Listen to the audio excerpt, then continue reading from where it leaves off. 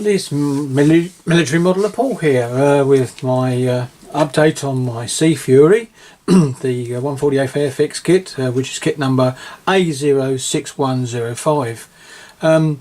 As you can see, the basic airframe is actually more or less complete now. There's a few things missing, and I'm just going to get my pointy stick. There you go.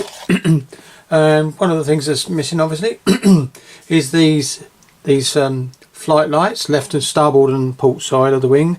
They're actually missing. They're actually in a little ashtray over there. I still use an ashtray. I don't smoke, never smoked, but I use the ashtray, and all those bits are in there. So they're missing. Also, a little update on the bits. I've got this propeller all done now, all built up. She's loose. She just comes on and off. That's actually done, and I've actually sanded smooth everything, but you can still see the demarcation lines, actually the joins between the parts, because on the real prop of the Sea Fury you can actually see the join where it goes on.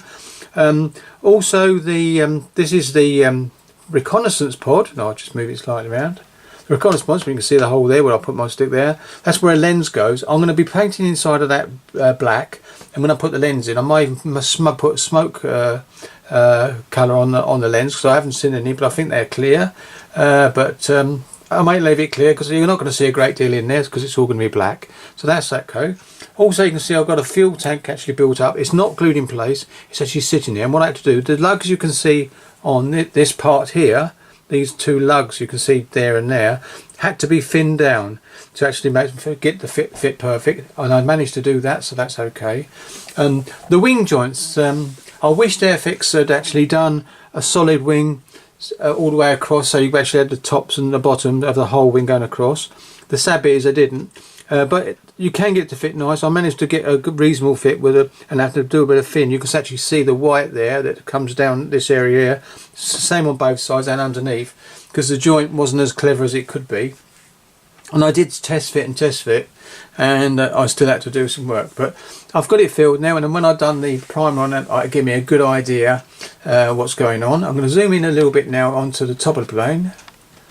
Here we go. And now you can see the cockpit's in place. Now it's not permanently, these are actually loose. Oops, sorry, but the front canopy and the actual canopy and the front of the canopy on the plane is actually loose. They are nice and clear, as you can see, and you will be able to see the cockpit. Really nice. That cockpit now is back in the actual fully open position. There it is, fully open, and that's the position it's going to be in when I finish the model. I've got brass fittings to go into the cannons, like I discussed last time. I've got to be putting those. That'd be one of the next things that's going to be done. Also, as you can see on the top here, we can see these three white plastic bits, and also 1, 2, 3 on the side here. They actually, where I cleaned up all this area around the actual plates, are actually engine panels, as I would call them. I took the details off, getting this joint really reasonably well, so that I replaced them with very fine plastic card, and once dry I sanded them lightly to bring them down to a bit more of a scale effect, and that looks okay to me. Also, these 3 watt panels here, done the same thing. Now, to get that lovely joint across here nice, I had to sand it smooth until it was actually smooth, and then replace the parts like this. Now, I actually used the original pattern on the kit to make the size right, and test fitted on top of each other to make sure it's okay, and that's why they're there. They're white now because obviously it won't be, they're actually moulded. I did sand over the top of them as well to get a bit of shape and make them slightly thinner, but the good thing is they will be still there. The tail plate, if I come from the back way, I might be able to bring it around a bit more. There you go, you can see it now, they're a bit better on the green. See that bit there? I've got them in there. Basically, put these in place. I didn't paint inside because I know when I spray I'll be able to get it in there nicely for the colours inside. Now, there is confusion over that, whether it was a linen green or a grey. So I'm going to make a decision when I start spraying what it's going to be, and then that's what it'll be for the wheel was. The undercarriage is the same, and I'm going to show you one wheel. I'm not going to show you both because they're actually exactly the same. The actual tyre isn't actually in place now, but there it is. There it is. Quite nice. I've done a blood clean up because there was sinkholes all around these places, and I managed to clear them up by putting liquid putty in there and scraping as well, and got rid of it. Now there's going to be a ripple effect, but once the paint goes over there, the primer goes over there, it should cover that all up. That's why it's shiny when I put the glue in. So, and it's a nice fit. That's those bits. Also, I'm going to show one because the other one's exactly the same. This is all cleaned up now. You can see that it's all cleaned up and slightly sanded, and that's part of this is the actual undercarriage legs. We've got two of those, one from either side. They go across this way when they're fitted, and then for the undercarriage. What else is there? The Arista hook goes on the back, and I'll just do that. I think you can. There you go, the Arista hook. You can see that it's all been cleaned up, and it's very nice bit of part. Will be painted the colour of the plane, underside of the plane, and then yellow on the end, which will be yellow here and a little bit there's a little bit there evidently, but that's the bit I think it's mainly yellow. Another very small part, and it is small, and this is the stirrup, as I like to call it, for like on a horse with a saddle, would be able to stirrup. But there it is for getting up on the wing of the plane to get into the cockpit. This bit I'm pointing to here is the bit that goes into the fuselage, and this bit here hangs down. And you can see I've actually thinned the bottom strap quite a bit to make it actually look more to scale. But I have got a little very fine strip to put underneath to make it as it was. But it was all that just sort of badly moulded in on that part. But I've got it back as good as I can get it.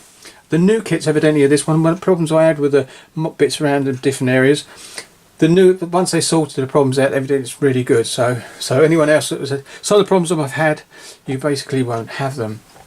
So if I come around a bit more, there you go.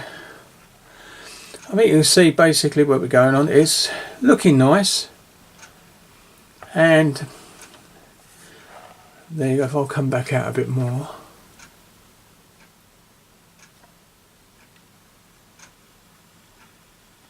There you go. The tail wings are in place. Everything's there. No filling to do on these joints. So it's quite nice on there as well. And now I was going to have the flaps down. Get the flaps down. The trouble is these flaps down. The point is though, every photograph I've looked of, some of the wartime ones and what's known, when they're on the ground, they're virtually lined up as if they're locked in place. Most probably something to do with the hydraulics on them, I don't know. But anyway, because of the photographs are like that, I didn't do anything with them. But there she is. She's coming along quite nicely. I'm quite happy so far. The next thing I'm going to do is obviously put the gun sight in, which is actually in a little tray underneath there, you can't see it, in place. And then once that's in place, then I will mask up these canopies, and this one will be in place. Then I'll have some masking tape over this area so that I can actually spray the rest of the plane. Anyway, so that's it. So that's what she's looking like so far, and I'm really enjoying the build. And now I'd like to wish every one of my subscribers a happy Christmas and a happy New Year, plus all the people that I subscribe to as well, because it's a two-way street, and wishing them everyone a happy Christmas for that and a happy New Year. I should have said it in one go really, shouldn't I? Silly me. Anyway, so I hope everything goes well over Christmas for everyone, and you enjoy your turkey, unless you've already had your turkey, of course, unless you have turkey twice, you lucky devils. Anyway, so thank you very much for watching, and I'll catch you on the next one. And see you next time. Bye.